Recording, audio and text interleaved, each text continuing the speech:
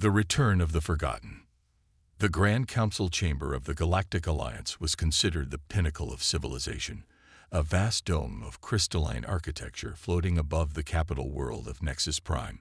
Inside, representatives from over 300 species debated the affairs of a galaxy that had known peace for nearly 5 centuries. High Chancellor Varix, a towering centauri with iridescent scales and 6 limbs arranged in perfect diplomatic posture, gazed across the chamber with satisfaction. The quarterly resource allocation debate was proceeding with typical efficiency. Treaties signed, trade routes adjusted, minor border disputes resolved with barely a raised voice. This was civilization. This was progress. This was the reward of a galaxy that had moved beyond the chaos of its violent past. And so we conclude the matter of the Proxima shipping lanes, Varix announced, his voice carrying the natural resonance that made Centauri such excellent politicians. The council will reconvene after. The chamber lights flickered. Once, twice. Then darkness. In the 5 centuries of the Alliance's existence, the council chamber had never, not once, lost power. Emergency systems activated seconds later, bathing the chamber in a pale blue glow. The assembled delegates exchanged nervous glances. Even before the technicians could announce a diagnosis, a sound filled the chamber. A sound that made the older species freeze in their seats. A human voice. Clear, unwavering, and broadcast simultaneously across every communication system in Alliance space. You believed us gone. You were wrong. Humanity has returned, and we have come to finish what was started. The transmission ended as abruptly as it began. For 3 heartbeats, silence dominated the chamber. Then chaos erupted. Later, historians would point to this moment as the day the galaxy discovered that fear, like knowledge, could never truly be forgotten, merely buried. Admiral Lyrax of the Alliance Defense Fleet sat alone in his private quarters aboard the dreadnought Eternal Vigilance, staring at the message that had arrived minutes after the transmission had blanked every screen in Alliance space. Emergency Council session in 6 hours, it read. All military commanders required to attend. Lyrax, a Volani with skin the color of deep space and eyes like distant stars, had served the Alliance for 2 centuries. Nothing in his long career had prepared him for the cold dread that now settled in his stomach. Humans, a species that most believed extinct, a civilization that supposedly destroyed itself in the fires of its own aggression centuries ago.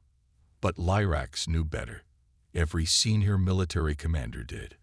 The truth was sealed in classified archives, accessible only to those with the highest clearance. The truth that the Alliance Council had spent 5 centuries trying to forget. Humans hadn't destroyed themselves. They had been silenced. Lyrax pulled up the classified historical records on his secure terminal. The images still shocked him, even after all these years. Earth, once a blue jewel, transformed into a wasteland. Not by human hands, but by Operation Silent Guardian. The Alliance's darkest secret. The justification had seemed sound at the time. Humans were too unpredictable, too dangerous, advancing too quickly. The models predicted they would dominate the galaxy within 3 centuries if left unchecked. The decision had been made, contain the threat before it spread. The attack was supposed to reduce Earth to a pre-industrial state, nothing more. But something went wrong. The weapons used were more devastating than anticipated. And when the Alliance realized their mistake, they made another. They covered it up, declared Earth a quarantine zone, spread the story that humans had destroyed themselves. For 5 centuries, the lie held. Until now. The emergency session was unlike anything the Alliance had ever witnessed. Gone was the measured diplomacy, replaced by primal fear as the truth spilled out, not just about what the Alliance had done, but about what humanity might be capable of after 5 centuries of silent preparation. Where have they been hiding? Demanded the Saltari ambassador, his translucent membranes fluttering in agitation. Our surveys extend to the edges of the galaxy. Obviously not far enough. Chancellor Varix replied, struggling to maintain calm. Admiral Lyrax, your assessment. Lyrax stood before the council, acutely aware that his next words would echo through history. We don't know their numbers, their technology level, or their exact location, he began, his voice steady despite his inner turmoil. But we must assume the worst, that they've had 5 centuries to prepare, to advance, and to wait for the perfect moment to strike. And what do they want? Asked a younger delegate. An older, more veiny counselor, one old enough to remember, answered before Lyrax could. Revenge. They want revenge for what we did to their homeworld. The chamber fell silent as the terrible understanding settled over the assembly. We need to open communications, Verix finally said. Offer reparations, explanations. They won't be interested, Lyrax interrupted. If they wanted dialogue, they wouldn't have announced their return with a threat. Then what do you suggest, Admiral? The Chancellor's voice carried an edge Lyrax had never heard before. Prepare for war, Lyrax said simply, and pray that we can contain whatever force we unleashed 5 centuries ago. Across Alliance space, the preparations began. Defense fleets were mobilized, planetary shields activated, civilian populations placed on alert. Ancient defensive protocols, unused for centuries, were dusted off and implemented. But fear moved faster than ships or orders. On 1,000 worlds, citizens who had never known war began stockpiling supplies. Trade routes emptied as merchants sought safety. Communication channels flooded with speculation, conspiracy theories, and increasingly dire predictions. The Alliance, for all its power and reach, found itself paralyzed, waiting for a blow from an enemy they couldn't locate. The waiting lasted exactly 73 hours. At the edge of Alliance space, the mining colony of Outpost Delta was considered so insignificant that it barely warranted a mention in official records. Its 12,000 inhabitants extracted rare minerals from an asteroid belt, sent their shipments to the core worlds, and lived quiet, unremarkable lives. When all communication with Delta ceased, the Alliance initially suspected equipment failure. When the patrol vessel Swift Justice arrived to investigate, they found something else entirely. The outpost was intact. Not a single structure damage, not a single life lost. But every system, from the massive mining equipment to personal communication devices, had been disabled with surgical precision. And on the Central Operations Tower, a message had been carved into the metal itself. This is mercy. Next time, it won't be. The patrol commander's report sent shockwaves through Alliance Command. The humans hadn't just returned, they had already penetrated Alliance space, neutralized an entire outpost without casualties, and disappeared without triggering a single alarm. For the first time in 5 centuries, the Galactic Alliance faced an enemy they couldn't see, couldn't track, and couldn't predict. Chancellor Verix stood before the Grand Council, his scales dulled with stress after 4 days without rest. The attacks have continued, he reported grimly. 17 outposts and stations have been neutralized in the same manner. No casualties, but all systems disabled.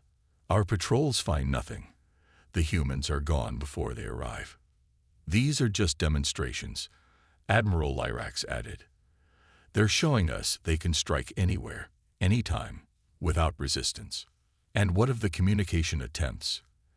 Asked a Thraxi delegate, hope evident in their multifaceted eyes. Verix shook his head, all unanswered. Our broadcasts, our peace envoys. They acknowledge nothing. The council chamber, once the proud heart of galactic civilization, now felt like a bunker for frightened refugees. The representatives of 300 species, many of whom had considered themselves superior to the primitive humans, now cast nervous glances at the shadows, as if humans might materialize from the darkness itself. There is one more development, Lyrax said, his voice dropping. We've detected a massive energy signature approaching from the uncharted regions beyond the Erebus Void. Initial readings suggest it's a fleet, larger than anything in recorded history. Human? Verix asked, though everyone already knew the answer. Almost certainly, Lyrax confirmed. Based on current trajectory and speed, they'll reach the Proxima Gateway in approximately 36 hours. The Proxima Gateway, a strategic choke point that, if breached, would give the humans direct access to the Alliance's core worlds. We've mobilized everything we have, Lyrax continued. The combined defense fleet is taking position at Proxima now. If the humans want to reach the core worlds, they'll have to fight their way through. No one mentioned the question hanging in the air. What if they can? On the bridge of the Alliance flagship Eternal Vigilance, Admiral Lyrax surveyed the largest military force assembled in 5 centuries. 20,000 ships, from massive dreadnoughts to agile interceptors, had formed a defensive line at the Proxima Gateway. Behind them, the heart of Alliance civilization waited, vulnerable despite its centuries of prosperity. Status report, Lyrax ordered, his voice betraying none of the doubt gnawing at him. All ships in position, Admiral, his second-in-command reported. Weapons charge, shields at maximum. Lyrax nodded, his eyes fixed on the tactical display where a massive red signature, the human fleet, steadily approached. The readings made no sense. The energy output was off the charts, suggesting technology far beyond Alliance capabilities. Time to intercept. 17 minutes, sir. Lyrax closed his eyes briefly. 5 centuries ago, the Alliance had tried to extinguish humanity to prevent exactly this scenario. They had failed, and now the galaxy would pay the price for that failure. Open a channel to all ships, he ordered. When the connection was confirmed, he spoke with the gravity the moment demanded. Soldiers of the Alliance, the hour is upon us. For 500 years, we have known peace. Today, we fight not just for ourselves, but for every world, every species, every child who has never known the horror of war. Whatever comes through that gateway, we stand together. For the Alliance. The responding chorus of affirmations echoed through the command channel as the countdown to contact continued its merciless advance. Exactly 12 minutes later, the sensors detected the first human ships emerging from the gateway. The Alliance fleet, weapons primed, prepared to unleash 5 centuries of defensive technology against the return threat. But the order to fire never came. Because in that moment, every system on every Alliance ship simultaneously failed. Weapons, engines, shields, life support, all disabled in an instant, leaving 20,000 ships floating helplessly in space. Only the communication systems remained operational, just in time to receive a transmission that would be heard not only by the paralyzed fleet, but by every being across Alliance space. "We could destroy you now," said the calm human voice, devoid of anger or triumph, "just as you tried to destroy us. But unlike you, we understand the value of choice." The tactical screens flickered back to life, revealing what had emerged from the gateway. Not a fleet of warships, but a single vessel, impossibly vast, more like a moving city than any spacecraft the Alliance had ever conceived. 5 centuries ago, you judged us without knowing us. Today, we offer you the chance to know the truth. Your ships will remain disabled for the next 24 hours. When systems are restored, you may choose. Continue this conflict, or meet us at the coordinates we've provided to learn why we've really returned. The transmission ended, leaving 20,000 ships drifting in silence, their crews confronting a truth more frightening than any weapon. Humanity hadn't come for revenge. They had come for something else entirely. And the galaxy was about to discover what that was. Reckoning and revelation. 24 hours after the human demonstration of power, the Grand Council chamber had transformed from a place of order to a battlefield of words. Half the delegates demanded immediate surrender, while others called for using planet-killer weapons that had been banned for millennia. High Chancellor Varric struggled to maintain order as Admiral Lyrax delivered his report. "Our fleet systems came back online exactly as promised," Lyrax said, his voice weary. "No permanent damage, no casualties. Initial diagnostics suggest the humans used some form of targeted electromagnetic pulse, but far more sophisticated than anything in our technical database." "And the human vessel?" Varix asked, still holding position near the gateway. We've established a perimeter, but Lyrax hesitated. Chancellor, our most powerful weapons wouldn't even scratch that ship. Its energy signature suggests defensive capabilities beyond our comprehension. A Thraxi delegate rose, mandibles clicking nervously. Then we have no choice but to meet their demands. Send a delegation to these coordinates and walk straight into their trap, countered a Vorian general. They disabled our entire fleet without firing a shot. This peaceful meeting could be an elaborate scheme to capture our leadership. Varix raised a hand for silence.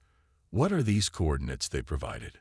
Lyrax activated a holographic display, a location in neutral space.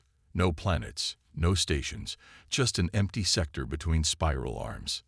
Perfect for an ambush, the Vorian muttered. Or a genuine attempt to avoid further conflict, added an elder Morveni counselor. Chancellor Varix studied the star chart, then looked around the chamber at the representatives of 300 species, all watching him, waiting for his decision. The weight of 5 centuries of peace and the lies upon which that peace had been built pressed down upon him. I will go, he announced finally, along with a small diplomatic team. Protests erupted immediately, but Varix silenced them with an uncharacteristic slam of his fist. We started this 5 centuries ago with an act of fear, he said, each word carefully measured. If we respond with fear again, we deserve whatever fate awaits us. Admiral Lyrax, prepare your fastest diplomatic vessel. We depart in 6 hours. The journey to the coordinates took 3 days. Varix spent most of it reviewing the classified archives, forcing himself to study in detail what his predecessors had done to Earth. The images haunted his sleep, a thriving world reduced to ash and radiation in the name of galactic security. Admiral Lyrax joined him in his quarters on the final night before arrival. Are you certain this is wise, Chancellor? Lyrax asked, dispensing with formality. After 3 days in close quarters, titles seemed pointless. Varix gestured to the historical records displayed on his screen. After what we did, can we claim any wisdom at all? Lyrax sighed. The Alliance Council made that decision, not you, not me, not anyone alive today. Yet we benefited from it, Varix countered. 5 centuries of peace built on genocide, and we continued the lie, generation after generation. He closed the files with a gesture. No, Admiral, we may not have committed the crime, but we are complicit in its concealment. Whatever judgment awaits us tomorrow, we've earned it. Lyrax had no response to that.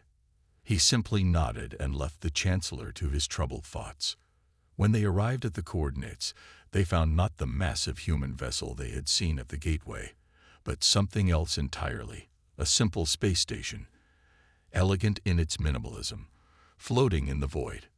Scans showed no weapons, no shields, no defensive systems of any kind. It appears they're inviting us in, Lyrax observed as their ship approached. Varix nodded. Then let's not keep them waiting. The diplomatic party, Varix, Lyrax, and 3 senior council members, transferred to the station through a docking tube. They were met by a single human woman. She was tall by Alliance standards, with dark skin, close-cropped silver hair, and eyes that reflected the stars themselves. Her simple gray uniform bore no insignia, no rank, no identifying features whatsoever. Chancellor Varix, she said, her voice matching the one from the transmissions. I am Director Emerit Chen of the Human Collective. Welcome. Varix performed the traditional Centauri greeting. Thank you for receiving us, Director Chen. This is Admiral Lyrax and representatives from the Council. Chen nodded to each of them. Please, follow me. She led them through corridors of a material that seemed to shift between solid and translucent, eventually arriving at a circular chamber. In its center was a table with seats for exactly the number of delegates present. Before we begin, Chen said as they took their seats, I want to assure you that this meeting is being broadcast live across both human space and the Alliance. Whatever is said here will be heard by all. Varix exchanged glances with Lyrax. This was unexpected, and eliminated any possibility of maintaining the centuries-old deception. Very well, Varix replied. Then let us speak plainly. Why have you returned after all this time? Chen's expression remained neutral. We never left, Chancellor. After the Alliance attack destroyed Earth's surface, the survivors retreated underground and to the outer colonies. We've been rebuilding, advancing, and watching for 5 centuries. Then why reveal yourselves now? Lyrax asked. Why not a century ago, or a century from now? Because now we're ready, Chen replied simply. Ready to ensure that what happened to Earth never happens to another world. She gestured, and the chamber darkened. Above the table, a holographic display appeared, showing the galaxy in miniature.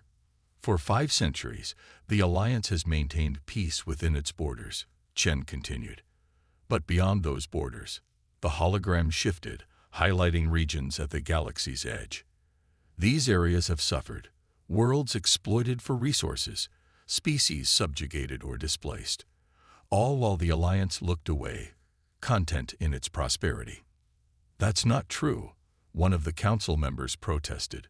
We monitor. You monitor what you choose to see, Chen interrupted, her voice hardening for the first time.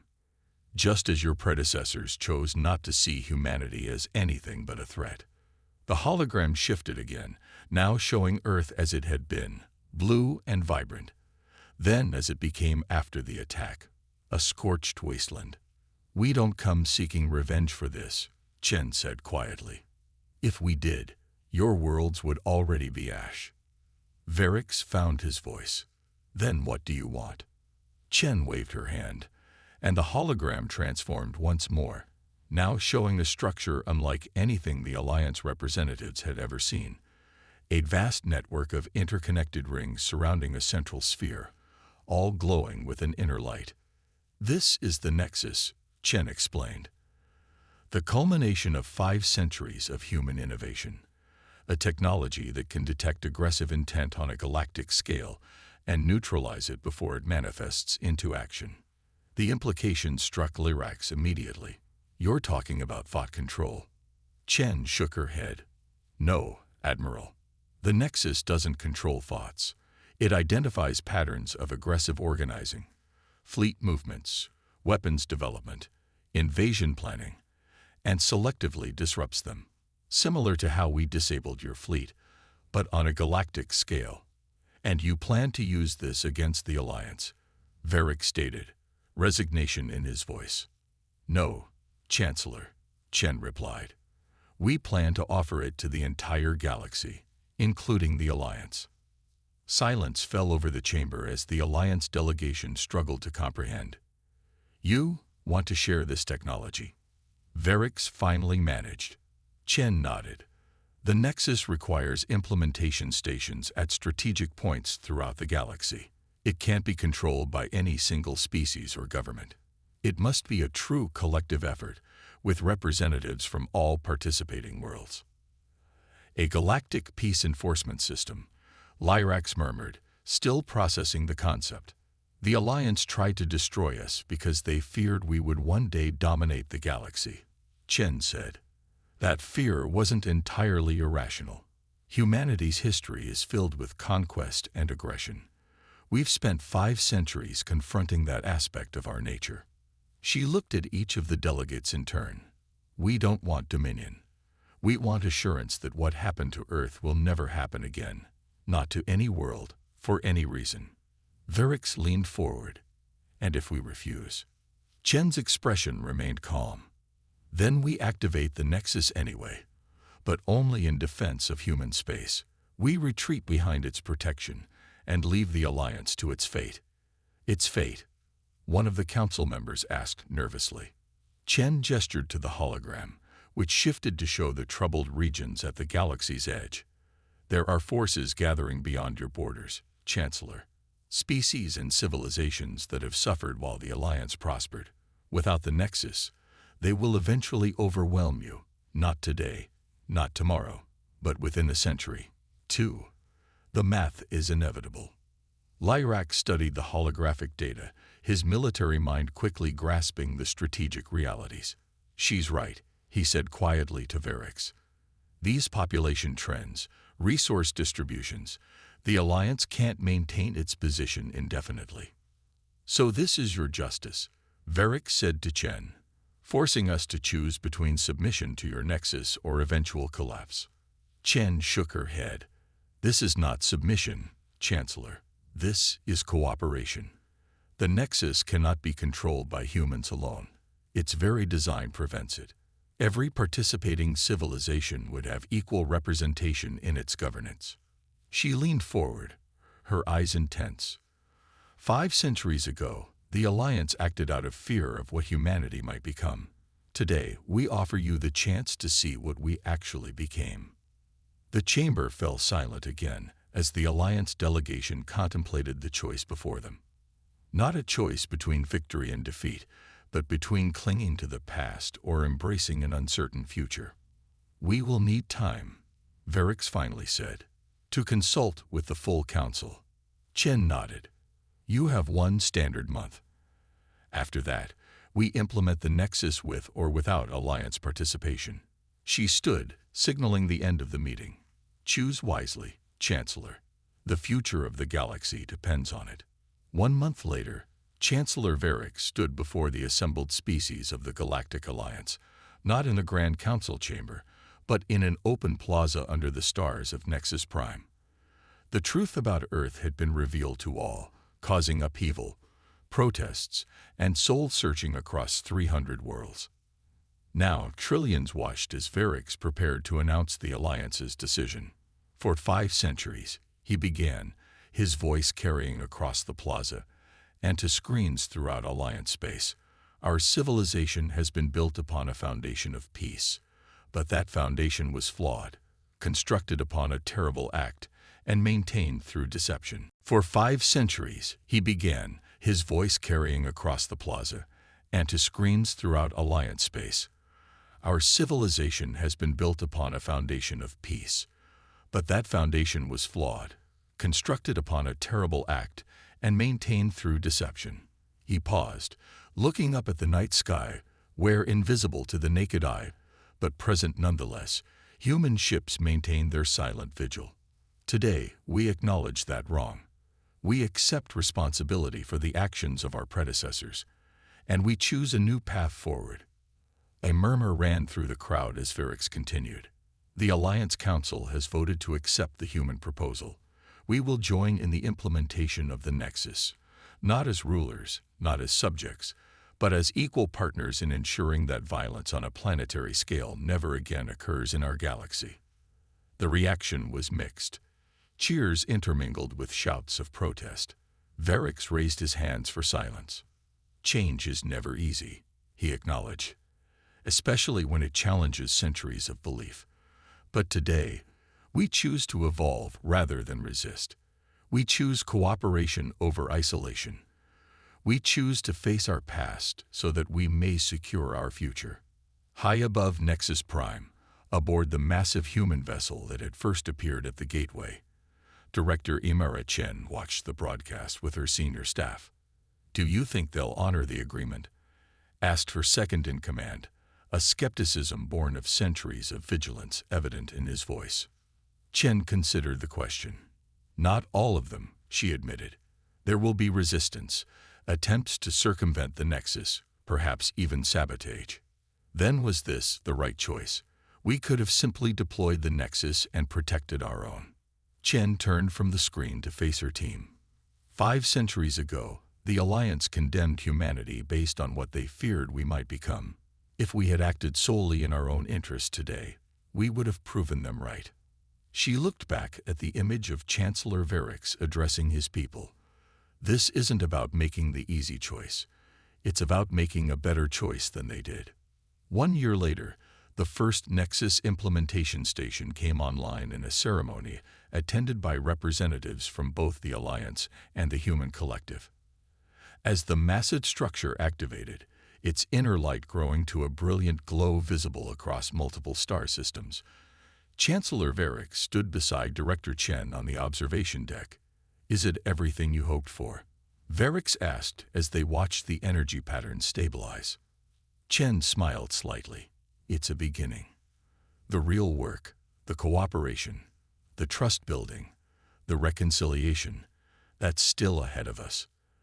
There are still those who resist," Varick admitted, "who see the Nexus as human dominance in another form. And there are humans who believe we should have exacted revenge instead of offering partnership," Chen replied. "Fear and anger don't disappear overnight, Chancellor. Not after 5 centuries."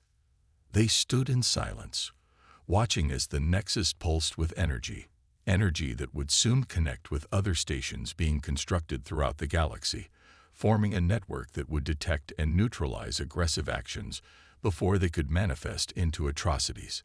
"My predecessor 5 centuries ago believed humanity would eventually dominate the galaxy," Varick said quietly. "Perhaps, in a way, he was right." Chen shook her head. "Not domination, Chancellor. Transformation. The galaxy transformed us through hardship. Now, perhaps, we help transform it through cooperation." As they spoke, the Nexus reached full power, sending a pulse of energy outward, harmless, but detectable across thousands of light years. A signal not of conquest, but of change. A promise that the mistakes of the past would not be repeated. The day the galaxy had trembled at humanity's return now became the day a new era began. Not through fear, not through force, but through the one thing both humanity and the Alliance had learned through their separate journeys. The greatest power in the universe was not the ability to destroy, but the courage to create something new from the ashes of the old. And as the light of the Nexus spread across the stars, that creation had only just begun.